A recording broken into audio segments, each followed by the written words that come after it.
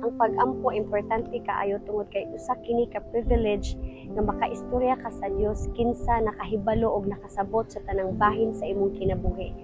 Makahimo ka sa pag-share kaniya sa tanan-tanan sa walay pagduha-duha og kabalaka nga basin i-judge ka.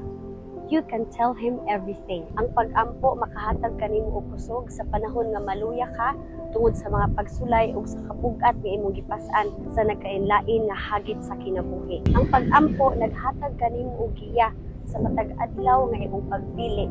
Sa panahon nga moampo ka, ang Espiritu sa Dios, ang Espiritu Santo magagiya kanimo sa pagpili kung unsay sakto. Ug pinaagi sa pag-ampo, mahatagan ka og kalinaw sa imong hunahuna og kasing-kasing nga dili nimo makaplagan o maangkon sa bisan unsang butang nga naa diri sa kalibutan. Ug labaw sa tanan, ang pag-ampo makahimo sa pag-usab sa imong kasing-kasing.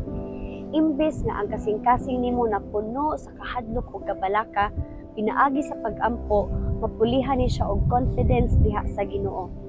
Imbis ang imong kasing-kasing napuno sa kayugot, kalagot, pagdumot, kasuko ngadto sa uban, sa panahon nga moampo ka, mapulihan ni og gugma og kaluoy ngadto sa imong isikatawo, especially sa mga tawo nga nakapasakit diha kanimo. Ang pag-ampo naghimo kanimo nga mas mapailubon, mas mapainobsanon, malipayon, malinawon ug mas masaligon diha sa plano sa Dios sa imong kinabuhi.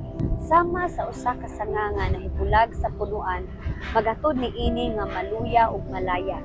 Ingon ana usab higala, kung atong kinabuhi layo ta sa Ginoo ug walay pakigtugtog ug pakigistorya kaniya, mahimo nga maluya ta tungod sa nagrailahi nga mga pagsulay nga modam-ag sa atong kinabuhi. Ang Biblia sa Philippians 4:6-7 nagapahinumdom kanato.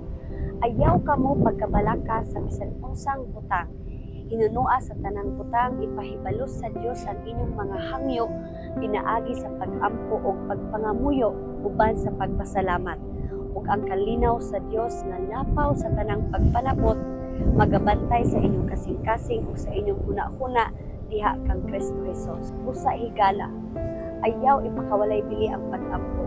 Kay pinaagi sa pag-ampo, mahimo kita nga magapabilin nga konektado ngadto sa atong buhi nga Dios. Usa karon, sugdi ang pag-ampo ug pangamuyo.